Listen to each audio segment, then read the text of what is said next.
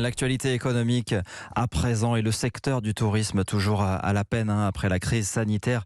Ça se confirme et désormais c'est le groupe Accor qui annonce un plan social d'ampleur. Un licenciement à venir aussi pour le site Booking.com. Les leaders du secteur en grande difficulté, conséquence directe de la pandémie. Clément Le Saffre. 1000 postes supprimés dans le groupe Accor et jusqu'à un quart des 17 500 employés de Booking sur la touche. Ils s'ajoutent aux 2000 suppressions d'emplois déjà annoncées chez Airbnb et aux 900 chez TripAdvisor. Partout, la raison est la même avec le Covid-19. Les gens voyagent beaucoup moins, notamment à l'international. Résultat, une perte nette d'1,5 milliard d'euros au premier semestre pour Accor. Et malgré un été moins catastrophique que prévu, il va falloir du temps pour remonter la pente, explique Vangelis Panayotis, président de MKG Consulting, cabinet spécialisé dans le tourisme. Si on prend uniquement les hôtels en France, on sait qu'on va avoir une perte de chiffre d'affaires sur l'année 2020 de l'ordre de 40 à 70%. Forcément, tout ça a un impact sur les acteurs. Les attentes et les habitudes des consommateurs vont probablement évoluer. On voit que dans l'aérien, on va avoir un retour à la normale qui sera probablement assez long. Certains parlent de 2024. Il va falloir que les acteurs du secteur puissent s'adapter à cette nouvelle tendance. Et au-delà de la saison estivale, la crainte se porte à présent sur la rentrée, car ce ne sont pas uniquement les vacanciers qui font vivre le secteur.